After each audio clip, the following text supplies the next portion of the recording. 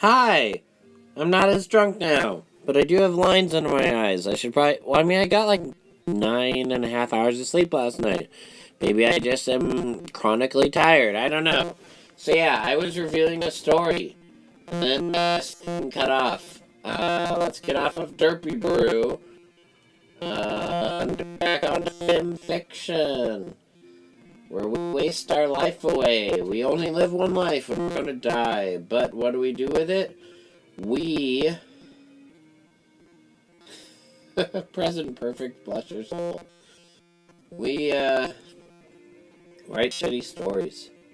See, I was reviewing a series of stories by Monochromatic. And, the first one's good. The second one I don't remember, but it's good. And the third one is called, Sunset Shimmer's Sexy Sapphic Sacrilege Surprise.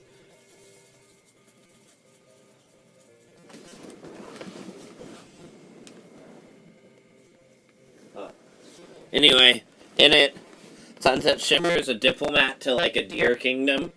But, she and, the new Baal Deer King's princess daughter thing have sex. I think Twilight's also involved. Yeah, Twilight Sparkle has a tag. Anyway, these, deers, they have, like, some ceremony every year. And, Sunset Shimmer and Twilight Sparkle and the Deer King's daughter fuck and, like, fuck it up and it becomes a giant orgy. And it's funny. Again, each of these stories isn't, you know, quite as funny as the previous, but it's still good. I'd still recommend it. Anyway, that's by Monochromatic. Oh! Also, there's a side cool by some other author. You'll run into it if you read those 3 stories. You should read it. It's good. Luna! Princess of Space. Now, Chuck Finley. Chuck Finley is one of those authors who writes, like, clop fics, but also is an incredibly fucking good writer. Like, I don't read a lot of clop, but when I do read clop, it's Chuck Finley. Anyway. Chuck Finley has a story called Luna, Princess of Space. And it's, like, set, like, I don't know, several thousand years in the future. And Luna is Princess of Space on this space colony. And it's just, like, oh, and I have, like, what's it called? Fruit punch? Kool-Aid. I have Kool-Aid on my lips because I got drunk by basically taking vodka and adding a bunch of Kool-Aid powder to it so that I could actually stomach it without drunk, you know, gagging. So that's why I look like the Joker right now. Luna, Princess of Space is by Chuck Finley, and Luna is solving this mystery upon a space station, and it's classic pulp fiction, and Horizon loves it. Other people who matter love it. It's really fucking good. Luna, Princess of Space, highly recommended as, like, a classic throwback to pulp fiction of the, like, 40s and 50s and 60s. And Luna is solving a mystery, and also she probably fucks Twilight Sparkle. They're, like, dating or something. Because, you know, Twilight's a princess, too. And so, she's on this futuristic space station, and ponies, you know. Like Colton Gardez said, stories about ponies are stories about people. Well, I'm going to make a addendum. Stories about futuristic ponies, who are very unlike ponies in the present, are still stories about ponies, and they still have their hopes and dreams and triumphs and tragedies and all that. So yeah, Luna, Princess of Space by Chuck Finley. Highly recommended. Great. Go read it. Go follow Chuck Finley. He is such a great author. Oh, and also go follow his fiancée, Scarlet Weather. She does great analysis of horror stories and stuff. She's cool. Yeah. So, Luna, Princess of Space. I think I've said that like 10 times now. I mean, look at that beautiful cover art. Look at that. Look at that. Oh, is this sideways? There we go. Hold on. Look at that. Luna, Princesa Space. Alright, what else should I review? Let's see what else I have on my list, eh? Let me put this down.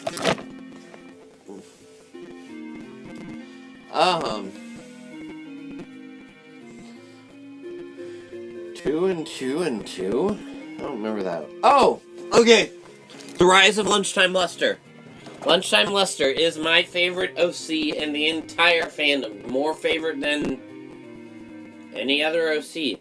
Lunchtime Luster is princess of, well, the midday. You know, after sunrise and after morning, but before afternoon and evening and whatnot. So, you know, she's in charge of the day. What's that mean? It means when she goes evil, she can make secretaries take the longest fucking lunch break ever, and she can wilt sandwich lettuce and other silly things like that. So Lunchtime Luster, she's trying to get the respect she deserves, and so,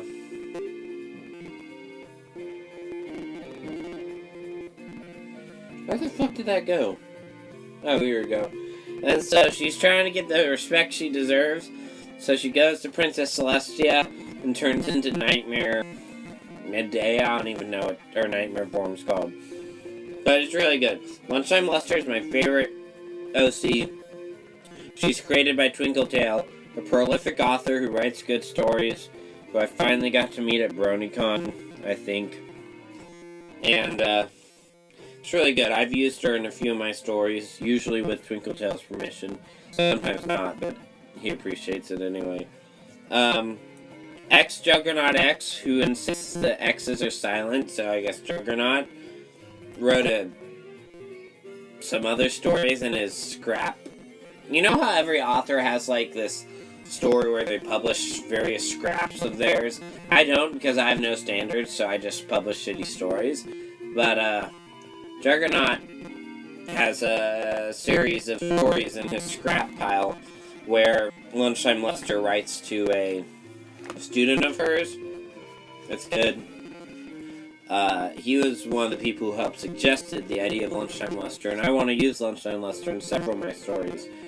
Maybe I'll write them someday. Maybe I'll die before I do. Maybe I'll move on from ponies. Who knows?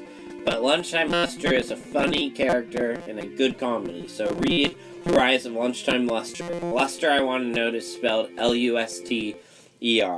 Go read The Rise of Lunchtime Luster by Twinkletail. I don't remember that story, so I'm going to skip it. Gonna skip that, too. Don't remember that story. Although it looks... Ooh, that's a good story.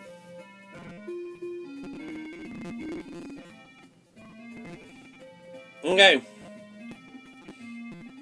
A Final Farewell on a Moonlit Evening is a really great story. It is the rare story where the sequel is more popular than the original, for good reason. Rarity's hair, her mane, wants to leave her, so they have a torrid love affair. That's right, Rarity's mane makes love to Rarity. That's really great. But Rarity's mane is super melodramatic and says she must part ways, make a path on her own. You know, like that one song, I Walk the Lonely Field of Dreams. Like, I walk the lonely field of dreams, like a drifter I was born to walk alone. Like that. It's by hoof-biting action overload, who also has a story called Spring is, which is really good, but that's besides the point. Go read A Final Farewell on a Moonlit Evening. It's really random, but the best kind of random. Not my shitty type of random, but the good random, where the random all, like, randoms together. So yeah, Rarity's hair leaves her after, fucking her. It's good. Go read it. Highly recommended. Renwick seeks employment. Renwick, spelled R-E-N-W-I-C-K, seeks employment, is a story about a cockatrice trying to get work, because he figures he should, get his shit together, you know. You know how so many bronies don't have, like, what's this? Potato? I don't know. Oh, noodle. Pasta. I made pasta earlier. You know how so many bronies, like, live with their parents and shit? Or at least that's the stereotype? Well, Renwick's a cockatrice who is kind of like that. He needs to get his shit together. So, he tries to get Jaws, but he's a cockatrice, so that doesn't go so well. And, I don't remember anything about it other than that. But you should read it. Who's it by? It's by Mr. Grimm. Mr. Grimm's been around for over 5 years, but, not sure if he's still around. But yeah, Renwick Seeks Employment. It's about a cockatrice. It's good. Stuck in Sonictopia? 1 upvote? 81 downvotes? I have to review, but I haven't read it. Okay, never mind.